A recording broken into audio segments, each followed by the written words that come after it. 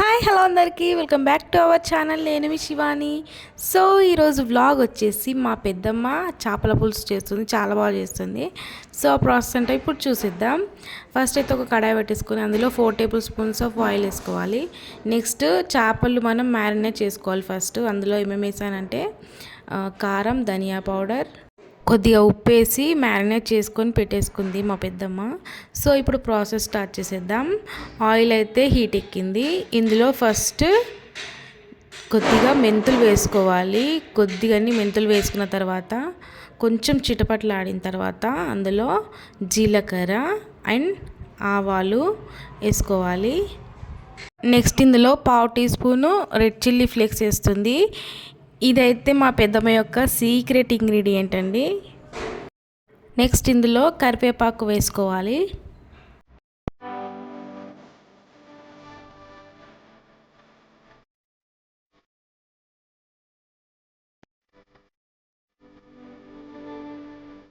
కరివేపాకు మంచి ఫ్రై అయిపోయిన తర్వాత ఇందులో కచ్చా పచ్చగా దంచుకున్న వెల్లుల్లి వేసుకోవాలి.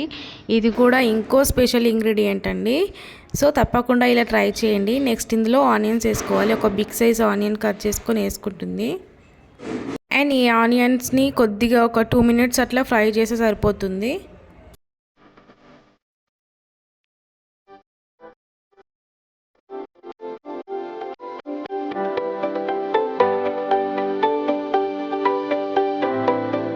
నెక్స్ట్ ఇందులో 1/2 టీ స్పూన్ పసుపు వేసుకోవాలి.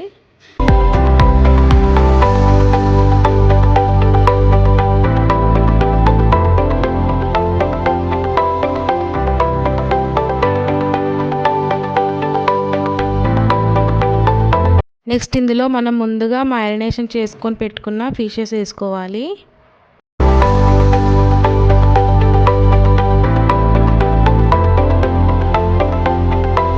ఫిషెస్ అన్నీ వేసిన తర్వాత స్పూన్ తోటి కలపకూడదు. ఇలా క్లాత్ తీసుకొని ఇలా చూపించిన విధంగా చేయాలి.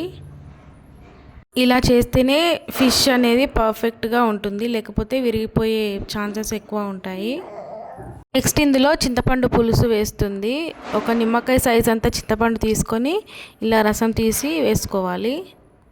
అండ్ ఇప్పుడు కూడా కలపకూడదు. ఇలా చూపించిన విధంగా మళ్ళీ ఇలాగే చేసుకోవాలి. మొత్తం కలిపినట్టు చేయాలి. నెక్స్ట్ ఇందులో కొత్తిమీర, ఆనియన్ ఇలా పేస్ట్ చేసుకొని వేసుకోవాలి. చాలా బాగుంటుందంట ఇలా వేసుకుంటే.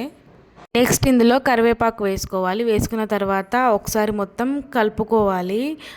స్పూన్ పెట్టకుండా చూపించిన విధంగా కలుపుకోవాలి.